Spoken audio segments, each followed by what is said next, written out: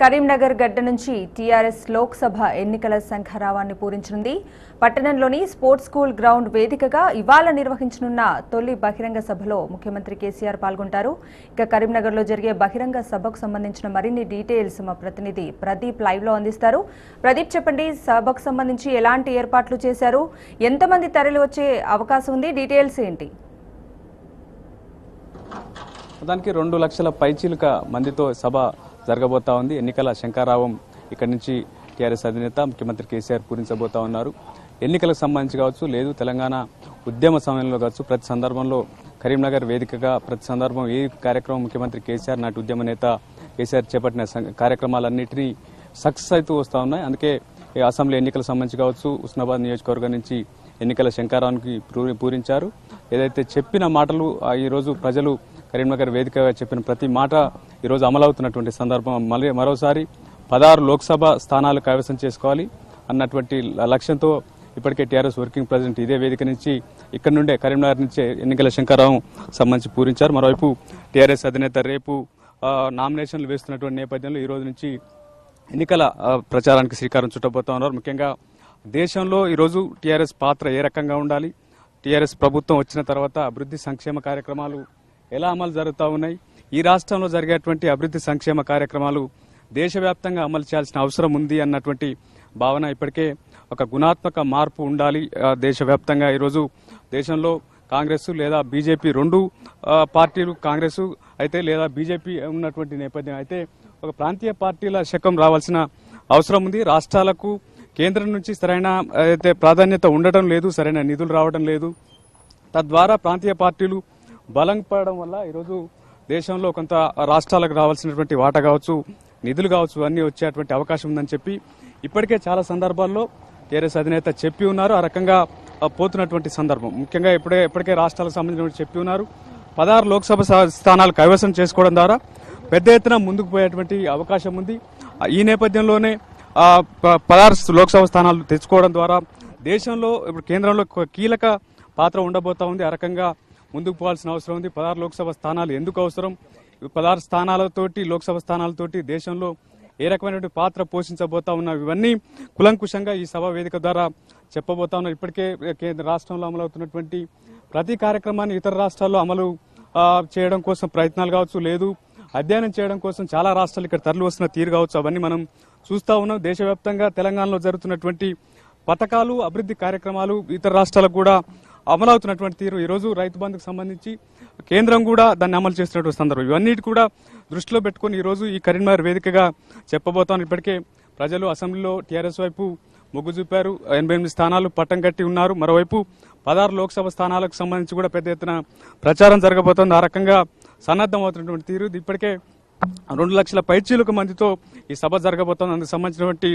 ఏర్పాట్లన్నీ జరిగి ఉన్నాయి. మంత్రులు ఈటల రాజేందర్, అదేవిధంగా కొప్పుల ఈశ్వర్తో పాటు స్థానిక నాయకత్వం, ఎమ్మెల్యేలు, అదేవిధంగా ఇతర నాయకత్వం అంతా ఏర్పాట్లు పర్యవేక్షించడం భారీ స్వాగతం పలకబోతాను. ఇందుకు సంబంధించి మనతో మాట్లాడేందుకు టీఆర్ఎస్ నేత సమిరెడ్డి గారు చెప్పండి, ఏ రకంగా ఏర్పాట్లు ఉండబోతా ఉన్నాయంటే ఏం చెప్తారు? రాష్ట్ర ప్రభుత్వం కానీ టీఆర్ఎస్ పార్టీ ఆవిర్భావం నుంచి 2001 నుంచి దాదాపు కరీంనగర్ జిల్లాలో 2001 మొదటి సభ ఏర్పాటు చేసి ప్రజలకు తీసుకెళ్లారు.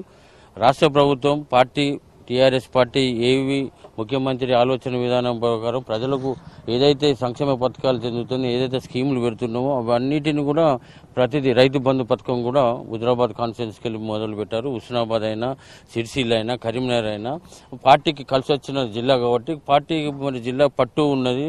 దాదాపు పార్లమెంటు 16 రాష్ట్రంలో 16 పార్లమెంటు సభ్యులను గెలిపించాలనే ఉద్దేశంతో పట్టుదలతో ఏదైతే మనం చేసే సంక్షేమ పథకాలు రాష్ట్ర ప్రభుత్వం చేపట్టున్న 16 స్థానాలు గెలిచి మరి కేంద్రంలో బీజేపీ ప్రభుత్వంలో మనం సాధించాల్సిన పెండింగ్ ప్రాజెక్టులు కానీ మన రాష్ట్రానికి సంబంధించిన నిధులు విధులు అన్నిటిని పట్టించుకోవడానికి 16 మంది ఎంపీల గురించే ఈ సభ దిశ నిర్దేశించే సభ. 2 లక్షల మందిని దాదాపు సమీకరణ బాగా పెద్ద ఎత్తున జరుగుతుంది. పెద్ద ఎత్తున స్వాగతం పలకడానికి మరి మంత్రి ఈటల రాజేందర్ గారు, అలాగే కొప్పులీశ్వర్ గారు, స్థానిక ఎమ్మెల్యేలందరూ కలిసికట్టుగా 2.5 లక్షల మందిని తీసుకురావడానికి సన్నాహాలు చేసి భారీ స్వాగతం చెప్పి మరి ఈ సభతోటి రాష్ట్రంలో 16 ఎంపీ సీట్లకు దిక్కుసూచిగా ఎన్నికల్లో గెలిపే దిశగా ఈ సభ ఉంటుందని అనుకుంటున్నాం. దాదాపు కనివీరు ఎరగని దాదాపు 10,000 మంది మహిళలతోటి స్వాగతం చెప్పడానికి సన్నాహాలు జరుగుతున్నాయి. సాయంత్రం మరి 2.5 లక్షల మంది సభా పరాగణంలో నిండిపోతుంది పట్టణం అంతా. మరి ఈ దిశ దాదాపు 16 కాన్స్టిట్యున్సీలు గెలిపే ముఖ్యంగా జరిగే ఈ సభను ప్రజలంతా నాయకులంతా ప్రతి ఊరూరి ఇంటింటికి కలిసి వచ్చే సంఘటన 2.5 లక్షలు దాటిపోయి మరి కరీంనగర్ పట్టణం గులాబీమయం అవుతుందని భావిస్తున్నాం. ఏ రకంగా అంటే వారికి వచ్చేవారికి ఇప్పుడు ఎండాకాలం వచ్చి ఉన్నది, వచ్చేవారి కోసం నీటి సదుపాయం కావచ్చు, లేదు పార్కింగ్ సంబంధించినటువంటి అంశాలు కావచ్చు, స్వాగతం ఏర్పాటు చేసేటువంటి సందర్భంలో కావచ్చు, ఏ రకమైనటువంటి ఏర్పాట్లు ఉండవు? బ్రహ్మాండంగా దాదాపు ఈవినింగ్ టైం 5 గంటలకు 5 గంటల తర్వాత సభ అవుతుంది వచ్చి మా ముఖ్యమంత్రి గారు 5 గంటలకు వచ్చిన తర్వాత సభా ప్రాంగణం రావడానికి 6 గంటలకు అవుతుంది కాబట్టి చల్లటి వాతావరణం ఉంటుంది కాబట్టి ప్రజలకు ఎండ ఇబ్బంది లేకుండా ఒకవేళ ఎండ ఉన్న నీటి సౌకర్యాలు అంతటి ఏర్పాటు చేసి దాదాపు 3 లక్షల నీటి ప్యాకెట్లను ఆర్డర్ ఇచ్చి ఉన్నాం. దాదాపు ఎక్కడెక్కడ మరి నగర మేయర్ గారు ఆధ్వర్యంలో సభా కార్యక్రమాలన్నీ చూసుకుంటున్నారు నగర మేయర్ గారు. అలాగే ఎమ్మెల్యేలు, స్థానిక నాయకులు, ఎంపీలు, మంత్రులు అందరూ కలిసికట్టుగా చేస్తున్నారు. ఈటల రాజేందర్ గారు నాయకత్వంలో ఇంకా ఎక్కువ మందిని తీసుకురావడానికి ప్రయత్నం జరుగుతున్నాయి.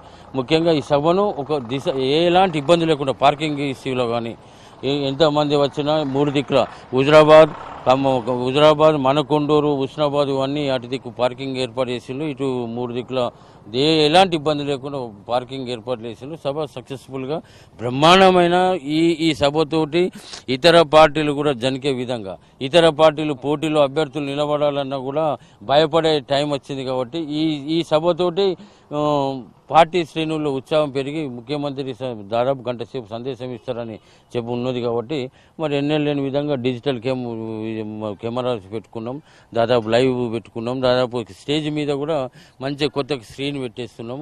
ప్రజలకు రాత్రిపూట దూరం కనబడాలన్నా ఎల్ఈడి స్క్రీన్లు పెడుతున్నాం. రోడ్డు మీద పబ్లిక్ జామ్ అయిన రైతులు పబ్లిక్ ఎలాంటి ఇబ్బంది లేకుండా ప్రజలకు ఈ పార్టీ శ్రేణులు ఉత్సాహపరచాలని ముఖ్యమంత్రి గారు ఏదైతే అతని కళలు 16 సీట్లకు సాధించి మరి పైన సెంట్రల్లో మరి అక్కడ మనం సాధించుకోవాల్సిన ఉన్నది. పార్లమెంటులో మనం తప్పకుండా బలం పెరుగుతుందనే ఆలోచనతో పెట్టుకున్న సభ కాబట్టి ఇది బ్రహ్మాండ విజయవంతమవుతుందని భావిస్తున్నాం. ఓకే, పెద్ద ఎత్తున టీఆర్ఎస్ పార్టీ సంబంధించి శ్రేణులు ఏర్పాటు చేస్తున్నారు.